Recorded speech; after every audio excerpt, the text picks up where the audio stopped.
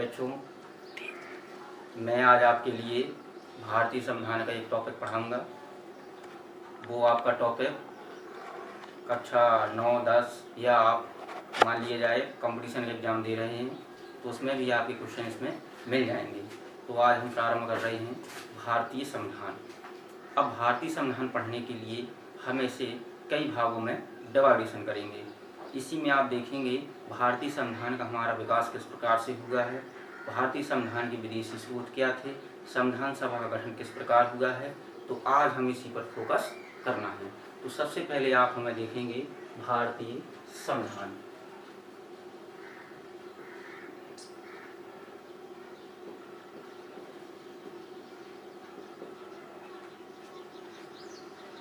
भारतीय संविधान का सबसे पहला जो टॉपिक आता है वो आता है भारत का संवैधानिक विकास।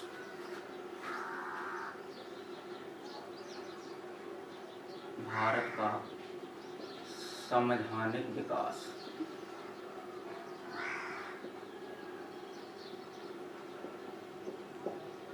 आप जानते हैं कि 1757 के प्लासी युद्ध के बाद अंग्रेजों का भारत पर अप्रत्यक्ष रूप से शासन हो गया था, लेकिन 1764 ईस्वी के बक्सर युद्ध के बाद अंग्रेजों का भारत में प्रत्यक्ष रूप से शासन होना प्रारंभ हो गया था। अब भारत में शासन चलाने के लिए उन्होंने भारत में कई अधिनियम, जिसे इंग्लिश में बोला जाता है एक्ट, बनाए। वही एक्ट भारतीय संविधान की विकास की व्यवस्था बनती है, जिसमें आप देखेंगे अंग्रेजों ने भारत के लिए कई नियम बनाए थे। तो नियम हम इसे दो भागों में डिवाइडेशन कर लेंगे।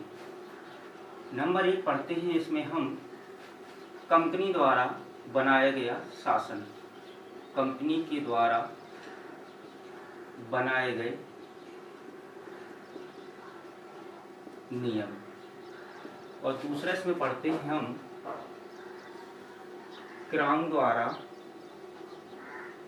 बनाए गए नियम।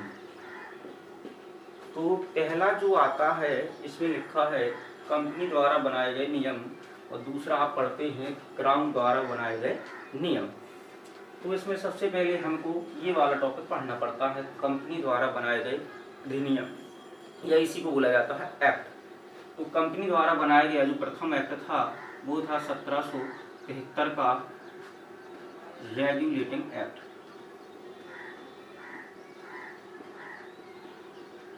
ये अंग्रेजों द्वारा, या ये कहें कंपनी द्वारा भारत के लिए बनाया गया जो प्रथम नियम था वो 1773 का रेगुलेटिंग एक्ट था। इस नियम की जो महत्वपूर्ण विशेषताएं हैं वो दो खुलकर सामने आती हैं। उसमें जो पहला जो नियम आया था, इसमें आप देखेंगे इस नियम के तहत ये किया गया था कि बंगाल का जो गवर्नर था उसे बंगाल का गवर्नर जनरल बना दिया।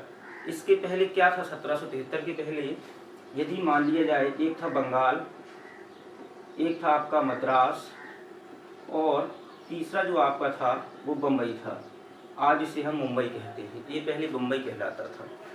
तो बंगाल के लिए एक अलग गवर्नर हुआ करता था, मद्रास के लिए अलग गवर्नर हुआ करता था, और बम्बई के लिए अलग गवर्नर हुआ करता था। जो बंगाल का गवर्नर कानून बनाता था वो बंगाल के लिए लागू होता था, जो मद्रास के लिए बनाता था वो मद्रास में लागू होता था, और जो बम्बई में बनता था गवर्नर द्वारा कानून वो बम्बई में लागू किया जाता था। लेकिन अंग्रेजों ने इन तीनों को समाप्त कर दिया और ये कहा कि जो बंगाल का गवर्नर होगा इसे हम बंगाल का गवर्नर जनरल कहेंगे, और यहाँ पर गवर्नर होंगे। लेकिन ये जो दो हैं ये इसके अंडर में कार्य करते रहेंगे, इसलिए बंगाल के गवर्नर को हम बंगाल का गवर्नर जनरल कहा जाने लगा। तो बंगाल के जो प्रथम गवर्नर जनरल थे वो लॉर्ड वारेन हेस्टिंग्स थे। तो लॉर्ड वारेन हेस्टिंग्स बंगाल के प्रथम गवर्नर जनरल थे। तो इस नियम की ये पहली विशेषता है। अब इस नियम की दूसरी विशेषता आप देखेंगे। इस नियम की जो दूसरी विशेषता है वो ये है, 1773 के रेगुलेटिंग एक्ट के तहत 1774 ईस्वी में कलकत्ता में एक सुप्रीम कोर्ट की स्थापना की गई थी। सुप्रीम कोर्ट के जो प्रथम मुख्य न्यायाधीश थे वो सर एलिजा एम्टे बनाए गए थे। ये वास्तव में सुप्रीम कोर्ट नहीं था, लेकिन फिर भी हमने इसे सुप्रीम कोर्ट को माना था। क्यों? क्योंकि आप देखेंगे यदि इसने सुप्रीम कोर्ट ने जो फैसला सुना दिया, इसकी सुनवाई भी हम लंदन में कर सकते थे। तो ये नाम मात्र का सुप्रीम कोर्ट था। ये आज की तरह सुप्रीम कोर्ट नहीं है कि आज का मुकदमा हम कहीं नहीं ले जा सकते, लेकिन उस समय का मुकदमा हम ले जा सकते थे। तो ये वास्तव में सुप्रीम कोर्ट नहीं था। तो 1773 के रेगुलेटिव एक्ट की ये विशेषता थी। अब अंग्रेजों द्वारा भारत के लिए दूसरा कानून बनाया गया था। उसमें आप देखेंगे दूसरा जो नियम था वो था 1793 का चार्टर एक्ट। अंग्रेज जो भी नियम बनाती थी वो 20 साल के लिए बनाती थी। कभी कभी प्रश्न ये आ जाता है कि भाई बताइए, कंपनी को पुनः 20 वर्षों का अधिकार कब दिया गया था? तो कंपनी को पुनः 20 वर्षों का जो अधिकार दिया गया था वो 1793 के चार्टर एक्ट द्वारा दिया गया था। तो इतना इससे प्रश्न बनता है कि कंपनी के अधिकारों को पुनः 20 वर्षों के लिए कब बढ़ाया गया? तो वो बढ़ाया गया था 1793 के चार्टर एक्ट द्वारा। जो भी नियम आते थे वो 20-20 साल के अंतराल में आते थे। अगला जो नियम था कंपनी द्वारा वो था 1813 का चार्टर एक्ट। इस नियम की विशेषताएं हैं। ये नियम बहुत पूछा जाता है एग्जाम में कि भाई बताइए कि कंपनी के एक अधिकार व्यापार को कब समाप्त किया? तो वो कंपनी के एक अधिकार व्यापार को समाप्त 1813 के चार्टर एक्ट द्वारा किया गया था। एक अधिकार क्या है? जब किसी एक वस्तु पर किसी एक व्यक्ति का अधिकार होता है उसे हम एक अधिकार व्यापार कहते हैं।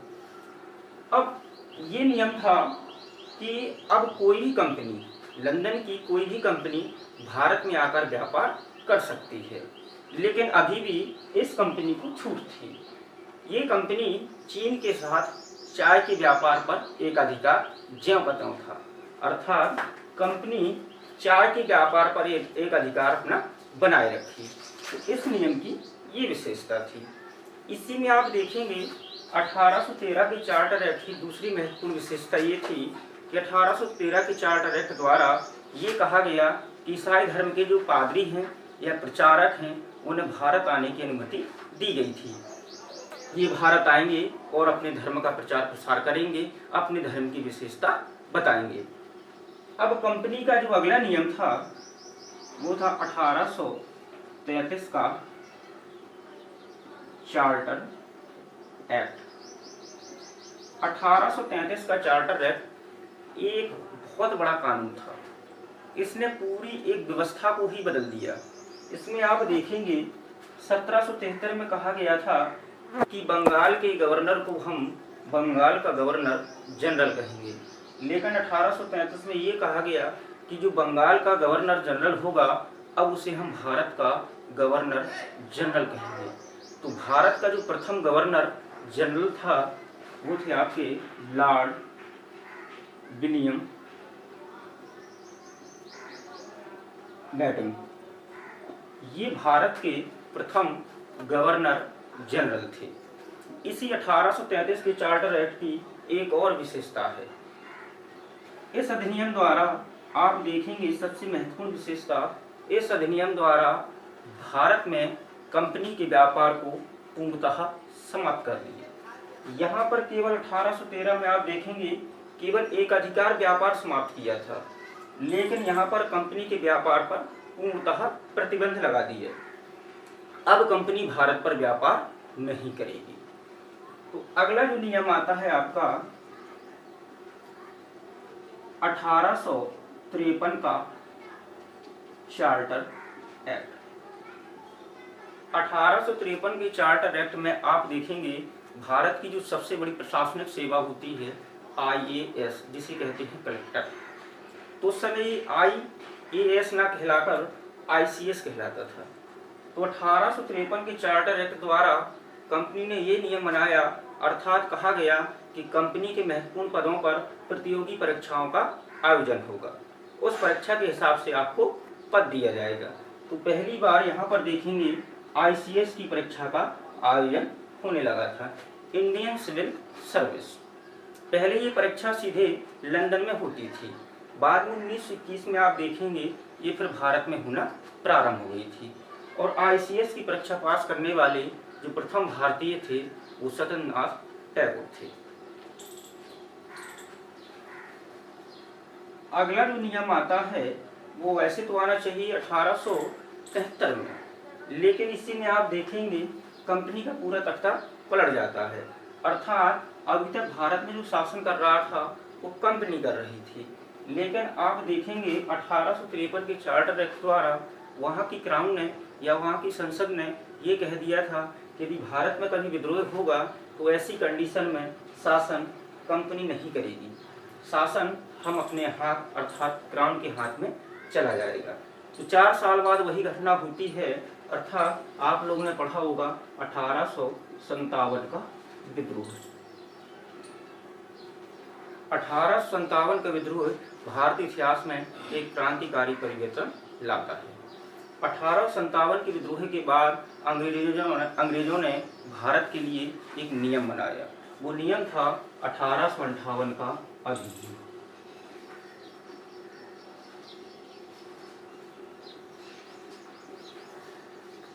1858 के अधिनियम की कई सारी विशेषताएं हैं।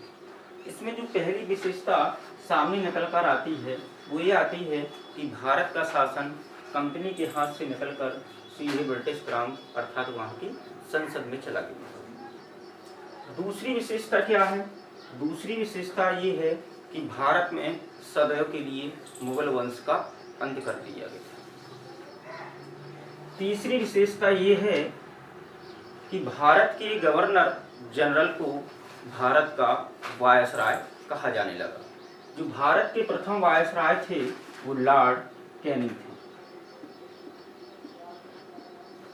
ये भारत के प्रथम वायसराय थे लॉर्ड कैनिंग। तो अब भारत पर जो शासन करेगी वो क्राउन करेगी। पहले भारत पर शासन कौन करती थी? कंपनी। लेकिन 1857 के विद्रोह के बाद भारत का शासन कंपनी से निकलकर ब्रिटिश क्राउन चला गया। अब भारत के लिए जो भी नियम बनाएगी वो ब्रिटिश क्राउन बनाएगी। तो ब्रिटिश क्राउन द्वारा भारत के लिए जो प्रथम नियम बनाया गया था वो था 1858 का अधिनियम। 1858 के अधिनियम द्वारा भारत का शासन कंपनी के हाथों से निकलकर ब्रिटिश क्राउन चला गया। भारत में सदैव के लिए मुगल वंश का अंत कर दिया गया। और तीसरी महत्वपूर्ण विशेषता ये है कि भारत के गवर्नर जनरल को अब वायसराय कहा जाने लगा। तो भारत के जो प्रथम वायसराय बने थे वो लॉर्ड कैनिंग थे। तो इसी में आप देखेंगे जो अंग्रेजों द्वारा भारत के लिए अगला नियम बनाया था वो बनाया था 1861 ईस्वी में। ये 1861 ईस्वी में भारत के लिए एक और कानून बनाया गया जिसे बोला जाता है भारतीय परिषद अधिनियम। इस अधिनियम की विशेषता क्या थी? इस अधिनियम द्वारा भारत में मंत्रिमंडल या मंत्री परिषद की व्यवस्था की गई थी। अर्थात भारत में पहले मंत्रिमंडल नहीं था, अब भारत में मंत्रिमंडल की व्यवस्था की गई। इसी में आप देखेंगे तो भारत में मंत्रिमंडल या मंत्री परिषद का जो जनक कहा जाता है वो कहा जाता है लॉर्ड कैनिंग। और इसी समय भारत में भारतीय दंड संहिता अर्थात IPC की धाराएं 1861 में ही बनी थी। इंडियन पेनल कोड बोला जाता है इसे। इसी में अगला जो नियम आया था वो आता है 1892 का भारत परिषद अधिनियम। 1892 के भारत परिषद अधिनियम में ये कहा गया था कि भारतीयों को बजट पर बहस करने का अधिकार दिया गया। केवल आप बहस कर सकते हैं लेकिन उसको परिवर्तित नहीं किया जा सकता। तो इससे प्रश्न बन जाता है कि भारतीयों को बजट पर बहस करने की छूट कब दी गई? 1892 के अधिनियम द्वारा दी गई थी। अगला जो नियम अंग्रेज भारत के लिए बनाते हैं वो 1909 का, इसे बोला जाता है मार्ले मिंटो सुधार। 1909 ईस्वी में भारत के जो तत्कालीन वायसराय थे वो लॉर्ड मिंटो थे और भारत के जो तत्कालीन गृह सचिव या ये कहें कि सचिव जो थे वो आपके मार्ले थे। तो आप देखेंगे इसलिए अधिनियम कहलाता है मार्ले मिंटो सुधार। इस अधिनियम की एक महत्वपूर्ण विशेषता निकल कर आती है। इस अधिनियम द्वारा आप देखेंगे भारत में पहली बार संप्रदाय के आधार पर चुनाव होते हैं। पूछ लिया जाता है कि सांप्रदायिक चुनाव पहली बार भारत में कब हुए, तो 1909 ईस्वी में होते हैं। पार्लियामेंट सुधार कब बन के आया, तो 1909 में आया। इसकी बस एक विशेषता आती है कि संप्रदाय के आधार पर भारत में पहली बार चुनाव कब हुआ, तो 1909 ईस्वी में। अब इसमें आप देखेंगे अगला जो नियम बन के आता है वो 1919 का भारत परिषद अधिनियम बन गया था। इस 1919 के अधिनियम को हम मॉन्टेग्यू चेम्सफोर्ड सुधार भी कहा जाता है। मॉन्टेग्यू उस समय भारत सचिव था और जो चेम्सफोर्ड था उस समय भारत का वायसराय था। ये भारत सचिव पद की जो नियुक्ति की गई थी वो 1858 के अधिनियम द्वारा ही की गई थी। जैसे यहाँ 1909 में आप देखेंगे मार्ले मिंटो सुधार, तो इस समय जो मार्ले था ये भारत सचिव था, जो मिंटो था वायसराय था। 1909 ईस्वी को 1919 के अधिनियम को हम कहते हैं मॉन्टेग्यू चेम्सफोर्ड सुधार।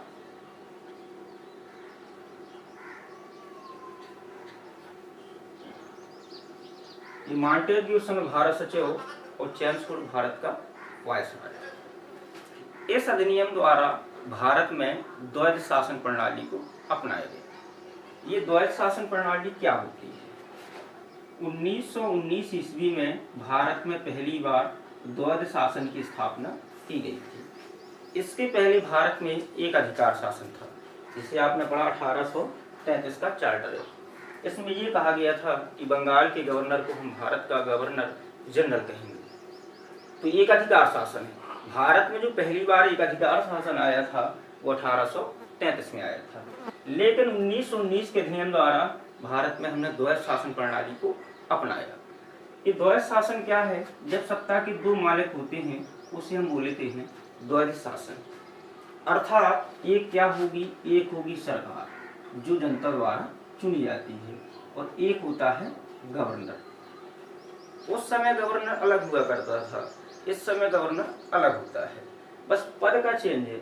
उस समय ये सरकार बनती थी, ये भारतीय द्वारा बनाई जाती थी, लेकिन इसमें कोई चुनाव प्रणाली निश्चित नहीं थी। राजा महाराजा ये जिनके पास बड़ी रियासतें हैं वही केवल वोट देते थे। जो वित्तीय कार्य होते थे सब गवर्नर देखता था। जो शिक्षा हो गई, स्वास्थ्य हो गया, वो सरकार के हाथ में होते थे। अर्थात जितना पैसा का लेन देन होगा वो गवर्नर करेगा उस समय, और सरकार के हाथ केवल राशन व्यवस्था थी, स्वास्थ्य था, शिक्षा थी, ये दिया गया था। तब भी ये भारतीय संतुष्ट हो गए थे कि हमें काफ़ी कुछ कार्य करने को मिल गया। इस 1919 के अधिनियम की 10 साल बाद समीक्षा या जांच होनी थी। तो आपने पढ़ा होगा साइमन कमीशन, जो 1928 ईस्वी में भारत आता है। उसका विरोध इसलिए होता है क्योंकि इसकी जांच 10 साल बाद अर्थात 1929 में होनी थी, लेकिन वो समय से पहले आ गया था। आज भी सरकार होती है, आज भी क्या होता है, गवर्नर होता है, जिसे हम राज्यपाल भी बोलते हैं। उस समय भी सरकार, जैसे आज मान लिया जाए राज्य में एक क्या होता है, सीएम मुख्यमंत्री होता है और एक आपका राज्यपाल होता है। तो आज भी द्वैध शासन है और उस समय भी आपका द्वैध शासन लगा हुआ था। तो आप देखेंगे ये सीएम और ये गवर्नर आज भी है। आज हमारे यहाँ केंद्र स्तर पर भी द्वैध शासन की व्यवस्था की गई है। केंद्र स्तर पर आप देखेंगे जैसे कि एक होता है राष्ट्रपति और दूसरा होता है प्रधानमंत्री। तो ये दो लोग हुए करते थे, आज भी हैं। अगला जो भारत के लिए नियम बनाया गया था वो था 1935 का चार्टर एक्ट, 1935 ईस्वी का अधिनियम।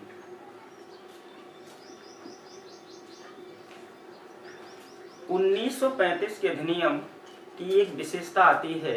इस अधिनियम